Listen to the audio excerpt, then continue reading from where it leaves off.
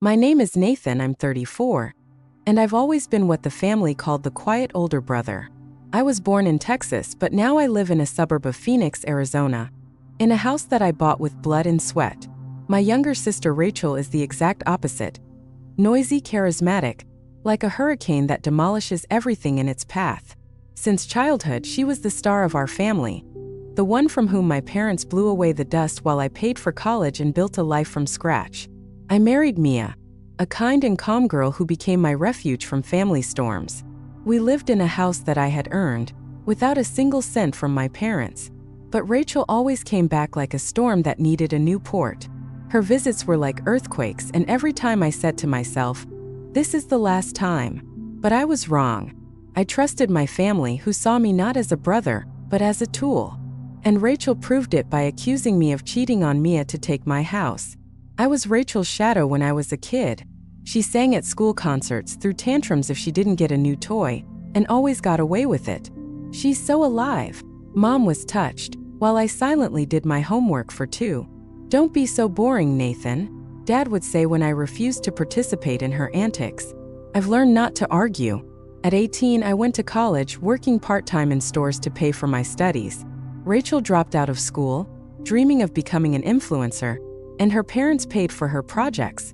Photo shoots, courses, trips. I wasn't jealous, I liked building my own. By 25, I had moved up in retail, and by 28, I had opened a small business, a chain of sporting goods stores. It was my ticket to a life where I didn't have to bow to anyone. Mia appeared in my life like a breath of silence.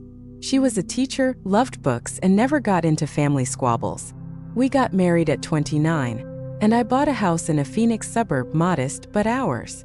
Mia decorated it with paintings, I fixed the taps, and we dreamed of having children. But Rachel always came back. "I need a couple of weeks, Nate," she said, showing up with a suitcase and a new boyfriend. Her couple of weeks turned into months. She left dirty dishes, turned on music at 3 in the morning, and once borrowed my car and returned it with a scratch. Mia was patient, but I could see her smile fading.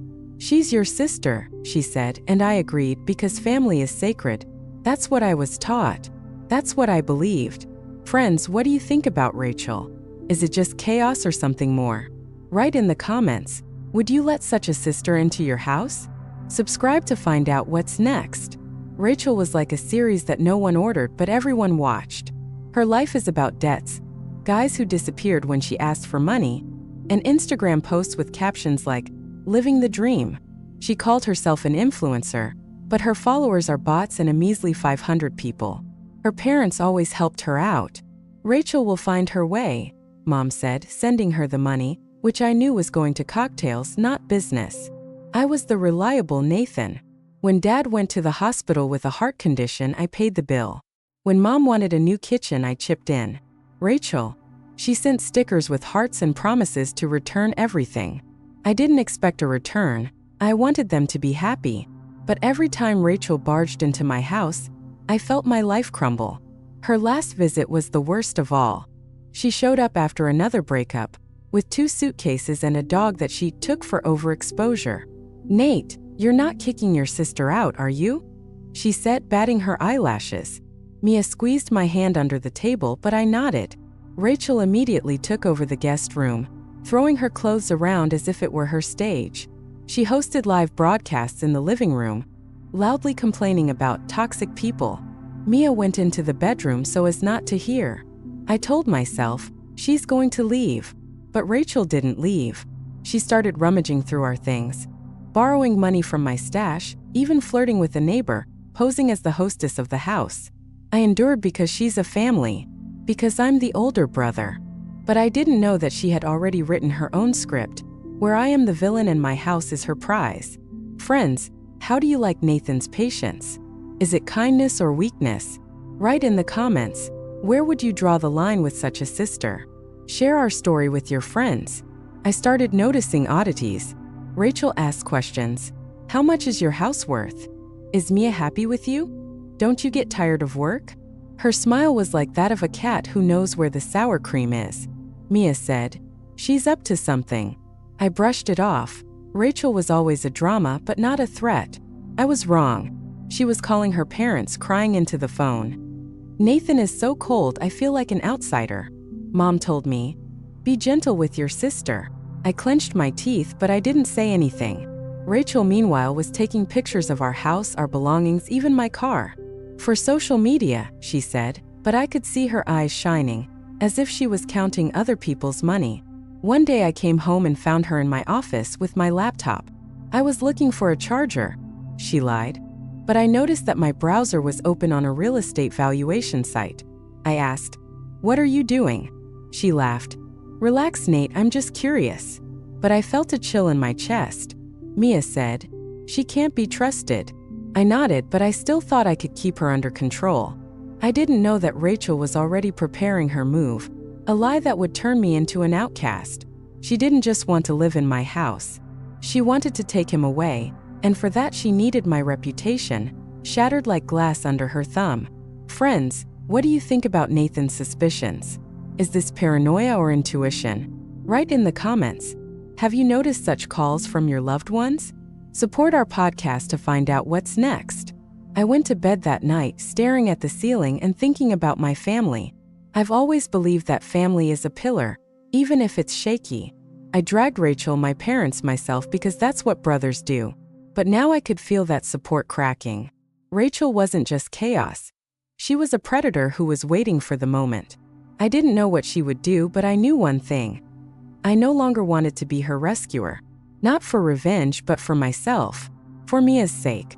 For the sake of the house I built. Because a house is not a wall. It's a life I won't give up. Friends, how do you like Nathan's attitude? Is this the beginning of a struggle or the end of trust? Write in the comments, how would you protect your home? Subscribe so you don't miss the sequel. I've always thought that family is a fortress, even if there are cracks in it. But Rachel, my younger sister, turned her into a poison that slowly poisoned everything I built. She again asked to stay with us in the Phoenix suburbs, promising that it would be for a couple of weeks. For months later, she was still in our house, wreaking havoc like confetti. Mia, my wife, was on edge, but she endured for the sake of peace. And then everything exploded. An anonymous tweet hinted that I was cheating on Mia, with our family photos in the comments. Rachel swore she didn't know anything, but I found her secret account where she wrote about betrayal and an imperfect house. Then Mia got fake photos of me supposedly hugging another woman, generated like cheap Photoshop. Rachel wanted to make me look like a cheater, telling her friends that I don't deserve this house, and that she would get it because she invested more in the family. I looked at her lies and understood. It's not just a sister. This is an enemy who wants to steal my life. Rachel barged in with her suitcases and her dog, as if our house were her private hotel. I'll find a place, Nate, she said, but I already knew that her search was a myth, like her career as an influencer. She hosted parties in the living room, filmed stories, where she called our house her cozy corner. Mia was pale, but she was silent, whispering to me, she's your sister. I endured because family is a duty, that's what I was taught. But Rachel wasn't family. She was a hurricane that destroyed everything I built. I noticed how she was rummaging through our things, borrowing money, asking questions about the price of the house. I thought it was her usual chaos. But then Mia showed me a tweet from an anonymous account. Someone in Phoenix is not as loyal as they seem. #family-secrets. Under the post are our photos, old ones from family dinners where I hugged Mia. I felt the floor give out from under my feet. I asked Rachel, do you know who wrote this? She rolled her eyes. Nate, I'm not on Twitter. These are probably envious people. Her smile was like plastic, smooth but fake. I didn't believe her, but I gave her a chance. And then I found her second Instagram account, a pseudo-finsta hidden from us. There she wrote, everything in this house is not as perfect as it seems. Sometimes the truth comes out through pain. There were stories where she rented our house, hinting at betrayal and lies. I flipped through her posts and each one was like a shot. She didn't just live with us. She was preparing an attack where I was the villain and she was the victim who deserved more. Friends, how do you like Rachel's lies? Is it envy or something worse? Write in the comments. Have you noticed such secret accounts with your loved ones? Subscribe to find out what's next. Things got worse when Mia received an anonymous WhatsApp message. A photo of me allegedly hugging another woman in a cafe. I looked at it and almost laughed. It was Photoshop, done so clumsily that even the shadows didn't match. But Mia was trembling, and her eyes were full of pain. "It's not me," I said, hugging her. She nodded, but I could see the doubt gnawing at her. I checked the metadata of the photo. It led to an application for generating AI images. Someone had created a fake, and I knew who it was. I stormed into Rachel's room. "Did you do this?" She sighed theatrically. "Nate, you're being paranoid. I don't know how to Photoshop." But her phone was on the table, and I noticed a notification from the same app. I grabbed it, but she snatched it away. "Don't meddle in my life." I understood. This is not an accident. This is a war. Later, I found out from a mutual friend that Rachel was chatting with his wife, hinting that Mia is going to file for divorce soon. She said, "Nathan doesn't deserve this house. I invested more in the family. I was always there for him, but he just worked." I almost choked with rage. Invested? She lived off me, stole my money, and ruined my peace. And now she wanted my house because her life is a series of debts and broken hopes. I remembered how her parents always protected her. Rachel is just looking for herself. Now I saw that she wasn't looking for herself. She was looking for a way to steal my life. Friends, what do you think about fake photos? Is this meanness or desperation? Write in the comments, how would you react to such an attack? Share our story with your friends. I called my parents, hoping they would talk some sense into her. Mom sighed. "Nathan, don't be dramatic. Rachel is just confused." Dad added, "You're the eldest, deal with her in a family way." Their words were like a knife. They didn't see her lies, her plan. I remembered how I had paid for their bills, how I had built a life without their help, and they had chosen it anyway. Mia was sitting next to me, holding my hand. "We'll manage, but she has to leave." I nodded, but I knew that kicking Rachel out wasn't the end. She's already started a machine where I'm a cheater, and she's a victim who deserves my house. I started digging. I checked her social networks, her correspondence, which she did not bother to hide. I found a chat with a friend where she wrote, "When Mia leaves, the house will be mine. Nathan is too weak to fight." I clenched my fists. Weak? She didn't know who she was messing with. I was thinking about Mia. She was my anchor, but now I could see her faith in me shaking under the blows of lies. I promised her, "I'll prove it's fake." But inside I was afraid, not for the house but for us. Rachel didn't just want walls and a roof. She wanted to destroy everything I had built. My marriage, my reputation, my life. I remembered how, as a child, she would break my toys if I didn't share. Now she was breaking up my family. And I couldn't be the quiet older brother anymore. I had to answer, not for revenge, but for the truth. Friends, how do you like Nathan's determination? Is this a defense or a step towards war? Write in the comments. How would you start to deal with such lies? Support our podcast to find out what's next. I was sitting in the dark, looking at my phone screen, where her posts were glowing. The family I trusted turned out to be a cage where I was prey. Rachel wasn't just a sister. She was the poison that I let in because I believed in blood.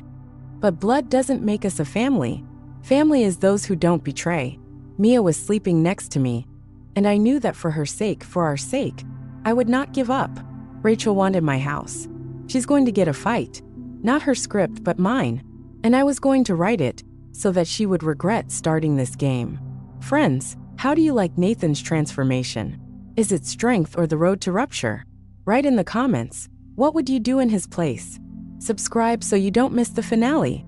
Rachel, my sister, wanted to steal my house in the Phoenix suburbs, accusing me of cheating on Mia, my wife. Her fake tweets, generated photos, and hints in the pseudo-fenced almost ruined my life. She stayed with us for 4 months, making a plan where I'm a cheater, and she's a victim who deserves my home. But I wasn't the quiet big brother who would swallow her poison. I collected the evidence, her emails, screenshots, fakes, and kicked her out with Mia. I told my family the truth, and then posted the story on Reddit with proof. The post exploded on social media, and Rachel's lies collapsed like a house of cards. Her brand of influencer burned down, subscribers turned away, and she was left in her aunt's basement, without money or fame. Now I live in my house with Mia and our newborn daughter, knowing that family is not blood. These are the ones who don't stab you in the back when you give them a roof. I couldn't keep quiet.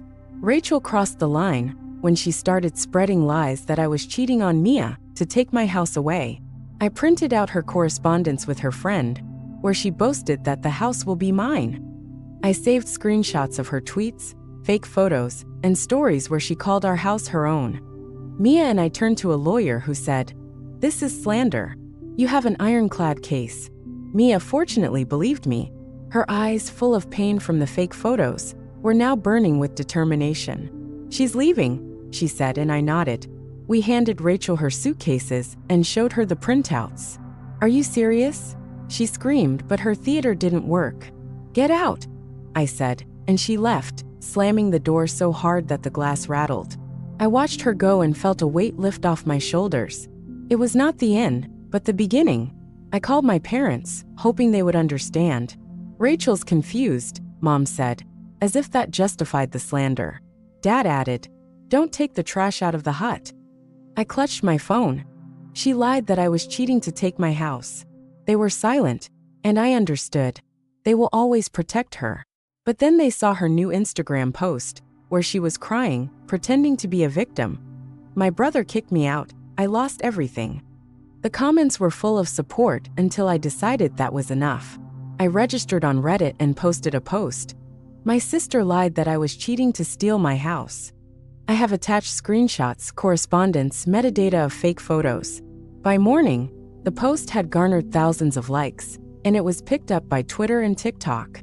People wrote, "This is despicable. Hold on, Nathan." The truth went viral, and I watched her lies sink in. Friends, how do you like Nathan's post? Is this courage or overkill? Write in the comments. Would you post the truth on a social network? Subscribe to discuss the finale.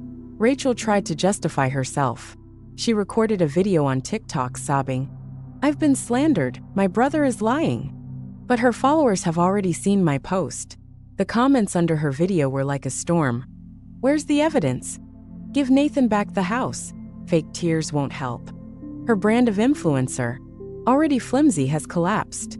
The companies that sent her free cosmetics terminated their contracts. Her 500 followers turned into 200, and even the bots didn't save her. I wasn't elated, I was sick. She was my sister, the one I shared toys with, until she learned how to break them. But now I saw that she wasn't a victim. She's the architect of her own downfall. And I just opened the door through which the truth burst in. The parents called again, their voices cold. "You destroyed her life," Mom said. I replied, "She was destroying mine." Dad muttered, "We didn't mean to do that." I hung up the phone, feeling like something was breaking inside. They chose her, even after the truth.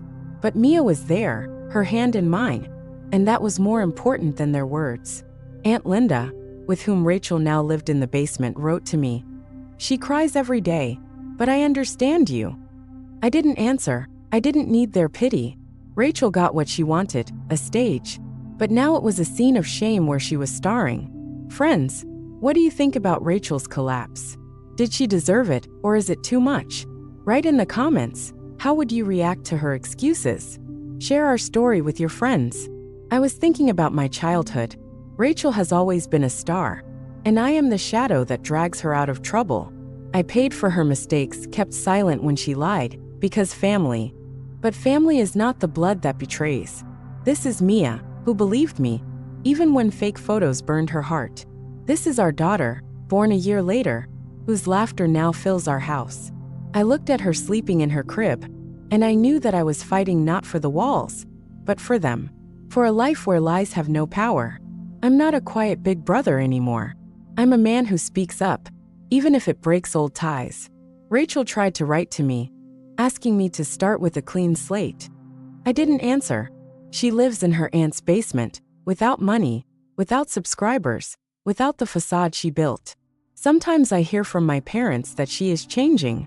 I do not believe, not because I'm angry, but because the truth has taught me to see. I walk around my house, fixing the faucet, listening to Mia read to her daughter, and I feel, it is mine, not her prize but my fortress. And I won't give it to anyone. Friends, how do you like Nathan's choice not to forgive? Is it strength or coldness? Write in the comments. Would you give Rachel a second chance? Support our podcast to discuss. Now I'm sitting in the living room, where there are no more of her suitcases, her chaos. Mia is cooking dinner. My daughter is walking in a stroller. I open my laptop to write a post, not about Rachel, but about how the truth can be louder than a lie. People are still commenting on my post on Reddit. You inspired me not to be silent. I'm not a hero. I'm not a victim. I am Nathan, who chose himself, his family, his home. Rachel wanted to burn my life down, but I lit my own fire, and it burns brighter than her fake tears. Family is not blood. These are the ones who stand by when the lie collapses.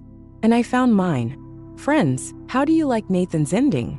Did he win or did he pay too much? Write in the comments, how would you build a family after this? Thank you for being with us, and see you to new stories.